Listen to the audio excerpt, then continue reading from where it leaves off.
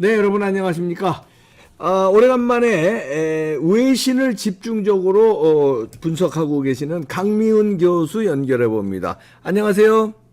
네, 안녕하세요, 박사님. 네, 안녕하세요. 강미훈 TV 방구석 외신의 강미훈 교수인데요. 자, 앨런 머스크가 뭐 트위터를 인수하면서 뭔가 비밀이 폭로되고 있다면서요? 네, 일론 머스크가 트위터를 인수한다, 못한다, 한다, 못한다 계속 작년에 말이 많았었잖아요. 그렇죠, 예. 그런데 미국 중간선거 바로 전에 이제 인수를 마무리 지었죠. 예. 그리고 일론 머스크가 트위터에 들어가더니 그동안 트위터가 감춰놨던 여러 가지 파일들을 하나하나 폭로를 하고 있어요. 앨런 머스크가 폭로를 하는 거죠? 네, 그래서 그 파일에다가 번호를 붙여가지고 이제 어떤 주제 이렇게 주제로 나눠서 폭로를 하고 있는데 네. 그 중에 몇 가지를 말씀드리면 네네. 그동안 미국의 그 민주당 하에서 FBI가 트위터에다가 한 40억 원 돈을 주면서 이 트위터에서 민주당 편이 아닌 좀 마음에 안 드는 보수적인 목소리를 내는 사람들이 계정을 정지를 시켜달라 이런 걸 요청을 한 게 밝혀진 거예요. 어이구, 야, 엄청나네. 예. 거죠. 그래서 그 증거 자료, 이메일, 서류 이런 걸 지금 일론 머스크가 다 폭로를 하고 있어요. 예. 그래서 이제 이게 발단이 돼가지고 지금 공화당이 하원에서 다수당이 됐잖아요. 네. 그러니까 이제 FBI나 CIA 같은 정부 기관들을 무기화해가지고 미국 국민들을 억압한다고 해서 그걸 조사하는 위원회를 새로 만들기까지 했어요. 예. 그러니까 일이 점점 커졌네요. 일론 머스크 덕분에. 네. 그래서 이때까지 말하자면 FBI나 특히 백악관에서도 예. 마음에 안 드는 트위터 계정들에 대해서 트위터에다가 이 사람들이 주소까지 다 알려달라 이런 요청까지 한 거예요. 네. 그래서 그런 게 이제 다 밝혀지고 있고, 그러니까 일론 머스크가 어떻게 보면 크리스마스를 맞아서 미국 국민들에게 이 표현의 자유, 프리 스피치라는 선물을 산타클로스처럼 줬다. 애도 표현이 되더라고요. 야, 앨런 머스크 참 독특한 인물인지 뭐 알려져 있지만 계속적인 독특한 행동을 하네요. 네, 그래서 우리 언론에는 많이 안 알려졌는데, 그걸 그러게. 많이 보도를 안 하는데요. 네. 이게 미국의 팍스뉴스나 뉴스맥스에서 자세히 보도하는 거 볼수록 더욱 놀라운 게, 예. 지난 한 해 동안 일론 머스크가 이제 트위터 인수를 하면서 네. 인류 역사상 가장 많은 재산을 잃은 사람이 됐답니다. 그렇죠. 예. 엄청나게 잃으면서도 이 프리 스피치를 위해서 자기가 노력을 한다라는 거고요. 네. 또 일론 머스크가 참 뭐라고 하지? 스마트하다고 해야 될까? 어. 한꺼번에 많은 파일을 폭로하지 않아요. 조금씩 폭로를 해요. 근데 그거 아시죠? 조금씩 폭로할 때 더 무섭잖아요. 그거 무섭죠. 다음에 뭐가 나올까 이러면서. 다음에 뭐가 나올지 모르잖아요. 네. 그래서 이번에 일론 머스크가 최근에 이제 폭로하겠다라고 밝힌 건 뭐냐면 네. 미국의 파우치 박사에 관련해서 예.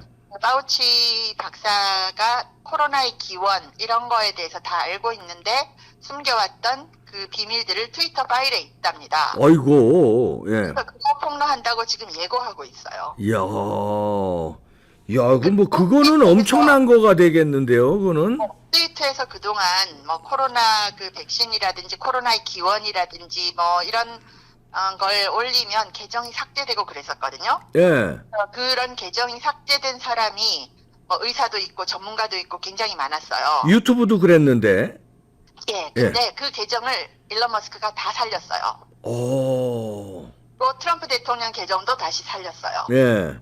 그러면서 이제 일론 머스크가 트위터를 올리면서 이제 앞으로 목표는 prosecute Fauci, 파우치를 기소하는 거다. 오호호. 파우치를 체포하라 이런 걸 계속 올리고 있어요. 음. 그래서 이게 뭐 단순한 치기다 이렇게 보기에는 너무 큰 걸 지금 폭로를 하고 있는 거예요. 그러네요. 네. 그래서 지금 자기가 폭로하고 있는 것은 그 미국의 거대한 부패 중에 빙산의 일각일 뿐이다. 이렇게 얘기를 하면서 앞으로 큰 게 많이 나올 테니까 놀라지 말아라고 계속 얘기를 하고 있어요. 어유, 야. 야, 그 백신 문제는 그러니까 백신이 문제가 있다는 얘기네요, 그러면은. 예, 그리고 이제 CDC 국장, 네. 그 로텔 졸렌스키라고 CDC 국장이 있잖아요, 디렉터. 네네. 그 사람이 CNN에 나와서 인터뷰를 했는데 거기서 이렇게 얘기를 했어요. 실제로 얘기를 했고 제 강미연 TV에도 그걸 올려놨는데 네. 뭐라고 얘기를 했는가 하면 백신은 중증으로 가거나 사망에 이르는 걸 막는 거는 잘 할 수 있다. 네. 하지만 백신이 못하는 게 하나 있다. 뭐예요? 그게 뭐냐면 감염, 트랜스미션으로부터 보호하는 건 못 막는다. 아니 그럼 이 감염 막자고 맞는 게 백신인데? 네.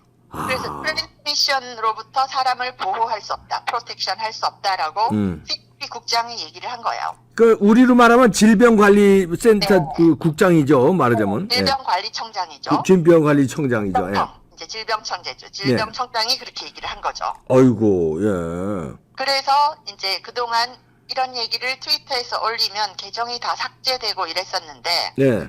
그걸 이제 일론 머스크가 다 살려냈을 뿐 아니라 네. 그동안 파우치와 뭐 트위터 혹은 FBI와 트위터, 백악관과 트위터가 계속 이메일 주고받고 서류 주고받으면서 해왔던 여러 가지 일들을 일론 머스크가 다 공개를 하는 거예요. 야, 이거 충격적이네요. 네, 그러면 그렇죠. 앨런 머스크는 자기한테 엄청난 불이익이 올 줄 알면서도 왜 이런 행동을 할까요? 이 사람은 처음부터 이제 표현의 자유는 가장 중요한 거다라고 얘기를 했었고 또 이런 걸 트위터에 올렸어요. 네. 자기가 처음부터 이렇게 우파는 아니었다. 자기는 그냥 중도였대요. 네, 근데 중도였는데 그림을 그려가지고 그런데 좌파가 자꾸만 왼쪽으로 점점 많이 가서 극좌가 되는 바람에 자기가 우파가 됐다는 거예요. 자기는 그냥 중도인데 far left라고 표현하면서 극좌가 점점 더 왼쪽으로 가고 있기 때문에 자기는 가만히 있는데 그렇게 되네. 어허. 그렇게 얘기를 하면서 자기가 신변의 위협을 많이 받고 있대요. 그렇겠죠. 그 앞에서 자기를 이렇게 겨누고 있는 사람도 본 적이 있고 그러면서 이런 얘기를 딱 써서 올렸어요. 뭐라고요? 나는 자기가 죽게 된다면 절대 자살이 아니다. 이렇게 올렸어요. 야, 왜냐하면 이 백신 관련해서는 엄청난 그 제약회사들의 그 카르텔 비슷한 게 있거든요. 네. 이거 건드리면 이 자금과 조직이 엄청나거든요. 그렇죠. 거기에 정치권과 연결도 돼 있고 이러니까 미국은 로비가 뭐 자유로운 나라니까 이야, 이건 거대 진짜 계란으로 바위치기인데 돈이 많은 계란이기 때문에 싸울 수 있는 거네요. 이게 제1의 부자니까 싸울 수 있는 거네요.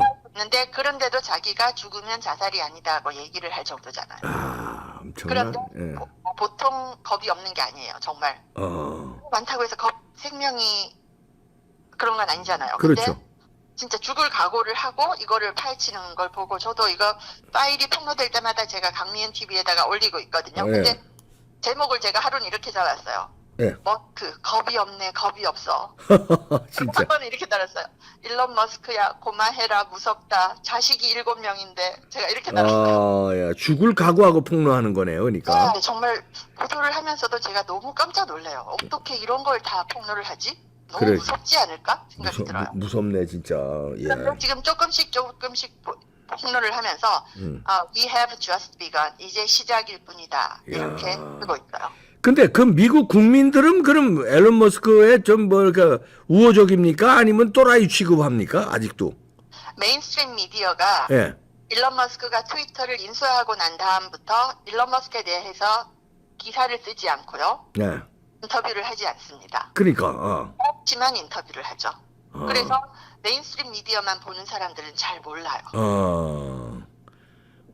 근데 이제 트위터에서는 이미 엄청난 변화가 일어나고 있고 그래서 그걸 아는 이제 보수 채널들에서는 이걸 굉장히 많이 보도하거든요. 팍스 뉴스나 뉴스넥스는 매일 보도를 하고 있어요. 그걸 보는 사람들은 일론 머스크가 제발 페이스북과 유튜브까지 좀 인수해줬으면 좋겠다. 그러게. 얘기를 하고 있더라고요.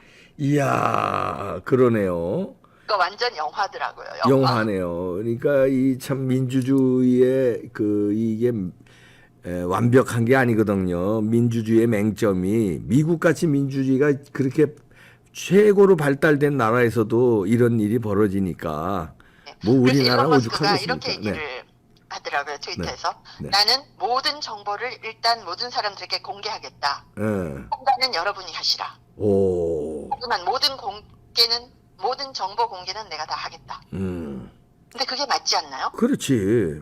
네. 그리고 법적으로 예를 들어서 허위 사실에 대한 쟁송이 있으면 그건 법적으로 다투면 되는 거고. 일단 공개한 이런 매체에서는 공개가 되고 공개된 내용이 허위 사실로 누군 명예훼손을 했다든가 피해를 줬으면 피해 당사자가 고소해서 재판으로 따지면 되는 거고. 그렇죠. 그렇죠. 근데 공개 자체를 막 차단을 시키는 거는 이건 민주주의가 아니라 공산주의죠. 예. 그리고 이렇게 다 공개를 했는데도 FBI나 백악관이나 이런 데서 별로 대응을 못 하더라고요. 다 서류나 이메일로 다 나온 거니까. 그렇지. 네. 이것도 왜냐면 또 대응하다 보면 이게 판이 커지면은 불리할 그렇죠. 수 있으니까. 그래서 메인스트림 미디어에서 이걸 그냥 얘기 안 하는 쪽으로 가고 있고 팍뉴스나 뉴스맥스에서만 대대적으로 매일매일 보도를 하고 있어요. 야, 그러니까 지금 흥미롭습니다. 흥미롭네요. 네. 지금 시대가 이제 메인스트림, 그러니까 기존 주류 레거시 언론들의 힘이 예전만 못해. 지금 뉴미디어, 뭐 예를 들어서 유튜버라든가 트위터라든가 이런 SNS라든가 이런 데서 정보를 실어 나르기 때문에 메인스트림이 예전 같지 않습니다. 주류가. 그중에 작년에 CNN에서요. 네. 그 외신에서 보도된 걸 보니까 CNN의 시청률이 90%가 하락했대요. 그렇지. 10% 하락이 아니고요. 90%가 하락한 거예요. 우리의 MBC 같은 겁니다. MBC 좌파 언론들의 민낯이 그렇게 되는 거예요. 그래서 뭐 보지도 않고 CNN 플러스라는 걸 스트리밍을 만들었었거든요, 작년에. 네. 그런데 만들자마자 한 달 동안 네. 구독자를 15만 명을 못 모은 거예요. 네. 웬만한 아이고. 유튜버보다 못한 거죠. CNN 시청률이 90% 하락했어요. 야. 10% 하락했습니다. 그리고 야. 지금도 CNN 시청하는 사람의 숫자가 네. 하루에 10,000명이 안 된대요. 10,000명이 안 돼요? 네. 아니 그 이봉규 TV만도 완전히 짜고라들었네. 네. 그래서 CNN이 지금 뭐 거의 난파선처럼 됐고 이때까지 문제가 있었던 앵커들 거의 다 자르고 이런 상황이에요. 아 그러네요. 야 큰일 났구나. 우리도 MBC도 그렇게 돼야 되는데 이 공적 자금이 자꾸 들어가니까 이게. 10,000명이 안 된다는 게 CNN 전체가 아니고 CNN 플러스 스트리밍 해서. 그러니까요. 그러니까 우리로. 채널입니다. 채널. 예. 그러니까 채널이. 한 달 만에 그 채널 폐쇄했어요. 그러니까. 그러니까 이봉규 TV나 강리현 TV가 CNN 플러스보다 훨씬 나은 거예요. 대단하네요. 이야, 우리가 앨런 머스크의 충격 폭로가 어디까지 이어질지, 우리 미국과 전 세계 민주주의 표현의 자유를 어디까지 살릴지, 우리가 지켜보는 것도 하나의 관전 포인트가 되겠네요. 네.